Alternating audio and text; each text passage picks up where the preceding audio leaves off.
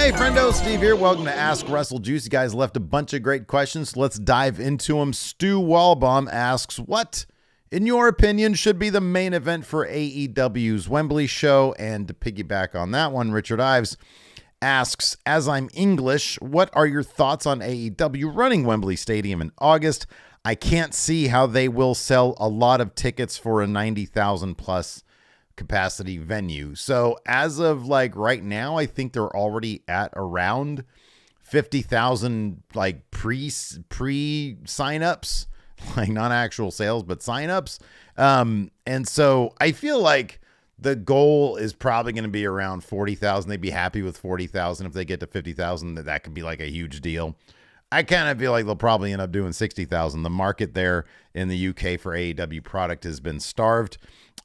There's the prospect of some pretty big matches they could do there. It's not quite the situation at Clash of the Castle when WWE had a strong hometown. When I say hometown, I mean like all of UK. A guy like Drew McIntyre taking on Roman Reigns, where they did a really good job building that, making us think, hey, Drew McIntyre could actually win this from Roman Reigns. But there are some ways they can go. The first obvious possible main event, I think it's a great idea for them to do it, by the way. You know, if they can sell that many, that's a big win for AEW, and they kind of need a win right now with all the backstage drama going on. Honestly, probably business-wise, the biggest match they could do is Punk and FTR versus the Elite. I think that's probably the biggest sort of deal they could do. The only thing would be getting them two things. Number one, getting them all on the same page, making sure that CM Punk isn't injured. I still think that, I don't know if he's going to last a couple matches into his latest AEW run. I just think the guy's, his body is spent. But if they're able to keep him healthy, clearly that's sort of like the biggest match they could do. I think it'd be a big task for them to all get on the same page, though. I think there's sort of a ballsy choice here that I don't know that Tony Khan would do it. He should.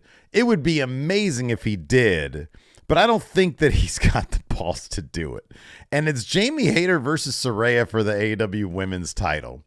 Tony Khan has never had a women's title main event, a pay-per-view. He's had it main event rampages and dynamites, but never a pay-per-view.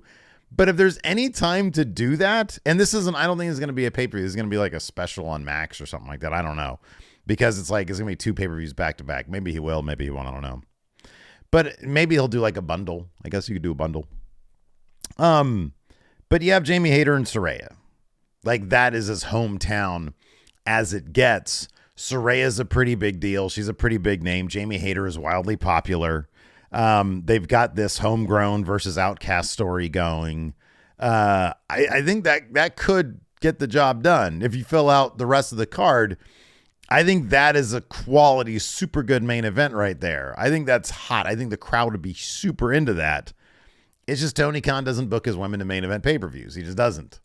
It'd be awesome if he did, and it makes sense because elsewhere in the men's division, there are no other like main event names from the UK. Like you have Pac.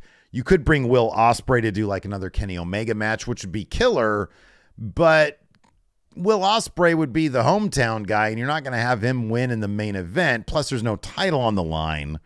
You could do like MJF versus Adam Cole for a title switch there, and Adam Cole being the opposite of MJF, being a fighting champion, he could then walk in the next week to All Out, and maybe you can set up like a number one contender match at Wembley to then go on main event against Adam Cole at the next pay-per-view at All Out the following week.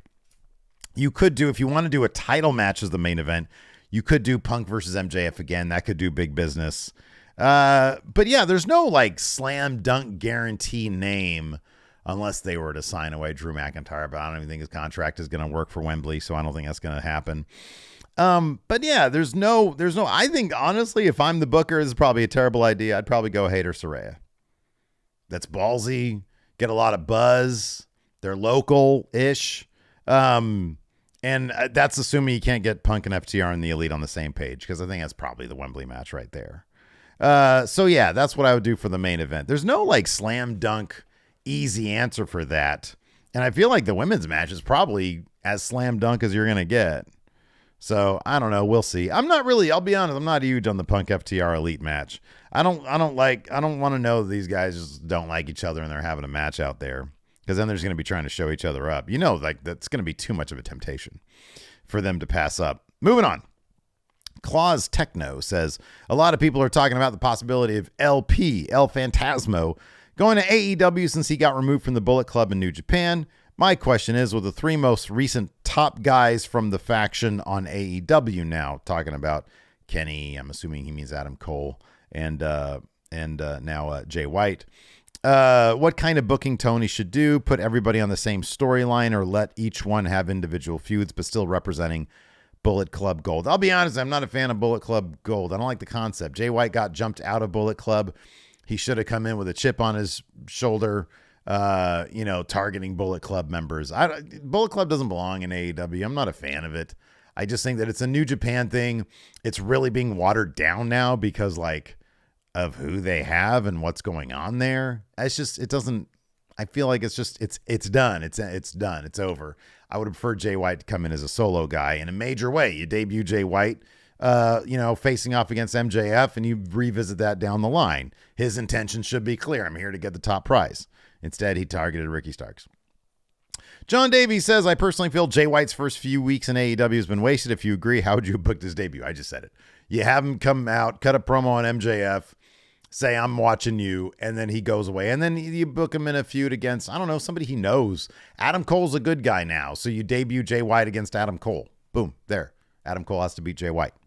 Aaron Oralaza says, with the potential budget cuts coming, do you suspect it'll be more backstage/office personnel, more talent, or even a mixture of both? So Nick Khan, unfortunately, recently said they're looking to make major cuts to their budget, on par with on about $50 million a year, I think he said.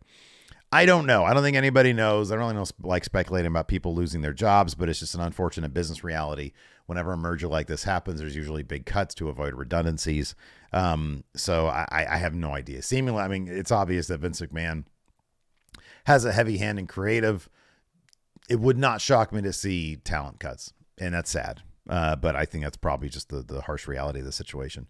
Rick Morris says, with the draft coming up, are there any sleeper NXT call-ups which you'd like to see? He says maybe Pretty Deadly. I think Pretty Deadly should totally get a call-up. I think they're ready for main roster. I got two names two names in mind for a sleeper NXT call-up, and it would be Trick Williams without Carmelo Hayes, and Tyler Bate. If Carmelo Hayes is going to transition to a good guy, he doesn't need Trick Williams around to do his dirty work. And I think Trick is more than ready for main roster. I think he's already had a match on main event, or maybe several. Tyler Bate, same thing. I think he's ready for main roster. Maybe you put him with Pete Dunne. Maybe Pete Dunne breaks off from Brawling Brutes, something like that. I think that could be a lot of fun. But yeah, those are my two names that I think haven't really been talked about much. Braden Loader says, who from NXT do you think will be called up in the draft this year? Okay. Grayson Waller, I think, is totally going to get called up. Zoe Stark is absolutely going to, because she's like my number one shoe-in pick to get called up. That's happening.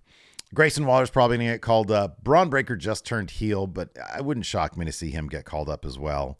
Yeah, those are my shoe-in names. Grayson Waller, who will probably go wherever Miz isn't, probably on SmackDown, and then Zoe Stark, unless Miz switches brands, in which case he'll go to Raw, and Zoe Stark probably go to SmackDown. They need more women's solo acts there. Nick says, since it's been over a year since Gunther has been given his new name, what do you think of it now? Do you still prefer Walter, or has Gunther stuck for you? Yeah, most names, Gunther stuck with me. I still call Pete Dunne. I don't usually call him Butch, but Gunther has stuck. It's got a good ring to it. Gunther. WrestleCram says, who would win in a match between WWF 80s Prime Hogan or WCW Hollywood Hogan with all the backstage power and ironclad contract? Okay, this is a good question, because it all boils down to who would get their creative vision through. So this would be a match between two guys who don't want to work with each other because neither one wants to lose.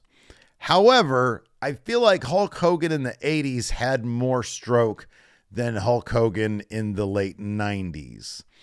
Eventually, Hulk Hogan in the late 90s, in the year 2000 rather, was undone by Vince Russo. Vince Russo basically got him out of there. It resulted in a big lawsuit, but he got the job done.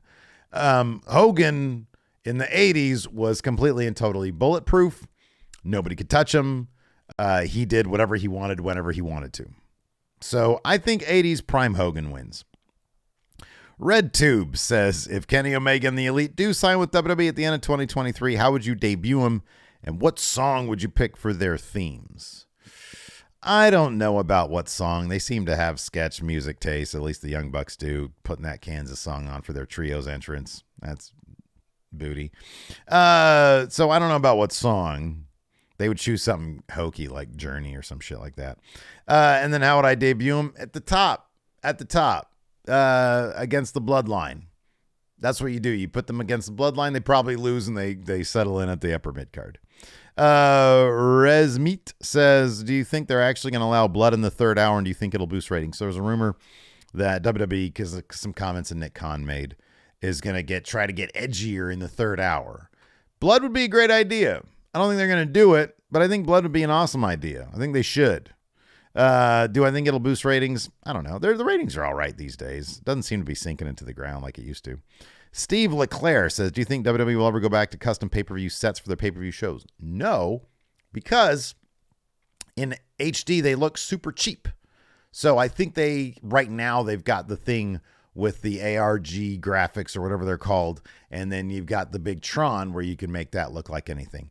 So no, I think that, the big WrestleMania sets, those stay. I don't think they do that for other pay-per-views. Maybe they'll start doing that for SummerSlam. A Lost Soul says, Shinsuke Nakamura, my favorite wrestler, recently returned. What would it take for him realistically to challenge and beat Roman Reigns? Put him on a Gunther-esque streak of beating everybody. Have him beat Gunther, and then people will see him as a viable threat for Roman Reigns.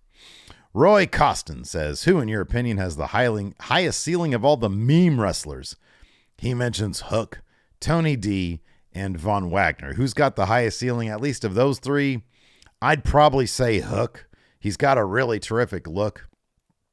He's got a really decent mystique around him, and they book him pretty strong. Tony D, I like Tony D. He's cheesy. I don't know if I see him like main eventing in WWE. I see Hook main eventing in AEW. Von Wagner ain't going nowhere. Anwar Ali Hussein says, what do you think of Bullet Club being in different companies? I sort of spoke on this earlier. I don't like it. Not a fan of it. I think they should move on from it because it's just New Japan's not doing them any favors with who they've got in Bullet Club these days. Maybe that'll change. Leon Cooper says, Steve, were you upset that WWE replaced King and Queen of the Rings tournament with a Night of Champions? I like King of the Ring. I thought Queen of the Ring was a cool idea. Feels like a Vince thing. He says, how do you also feel about Clark Connors replacing LP and Bullet Club? Maybe in a year, Bullet Club will be super cool again. I'll believe it when I see it.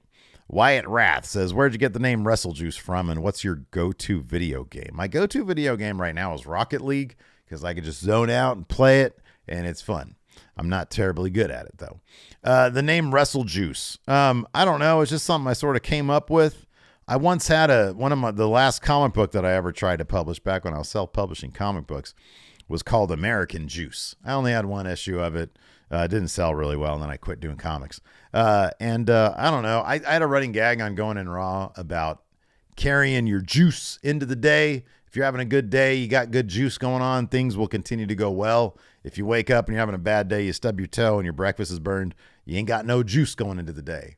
It was sort of just a gag I made up on Going in Raw that I carried over. It was like, I want a new name, WrestleJuice. We were going to rebrand. It was a suggestion to rebrand Going in Raw WrestleJuice.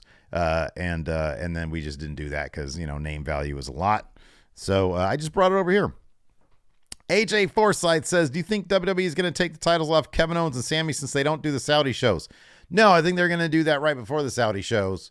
I think they're going to successfully defend them right before the Saudi show because that is in late May. And I think at the end of this month, when is it? When are they doing the big title match? I think it's the end of this month. I think Night of Champions will have other titles, not the tag titles, because they're going to have defended those already successfully. Guardian Ape, who should win, Brock or Cody? Cody should win. Cody should win. He needs to go on a win streak now, and he's got to take down all the big opponents that Roman Reigns beat also. Deep Voice Dude says, if Adam Cole was still in WWE, do you think he'd be more successful or less successful than Johnny Gargano? What a great question. So Johnny Gargano's main roster run has largely been hampered by injuries. We don't really know where he'd be if he didn't have, because he keeps on getting injured. If Adam Cole was still in WWE, this is kind of tough. I get the feeling that he would have had a rough time under Vince, and then he would have been sort of resurrected under Triple H. And he would be in a spot I think he'd be more successful than Gargano. However, I did read recently that Vince was pretty heavy in bringing Gargano back to WWE. Vince really wanted Gargano to stay with WWE. So I don't know. And if Vince wanted to make Adam Cole a manager, maybe he would have had a less successful run under Vince. I don't know. I think Triple H really likes Adam Cole, though. And yeah, it's good to see that he's doing well in AEW. So anyways, that is going to do it for the questions for today's Ask WrestleJuice. Thank you so much for asking your questions. Check out this video right here. Till next time, we'll see you over there. Hit that like button, hit the subscribe button.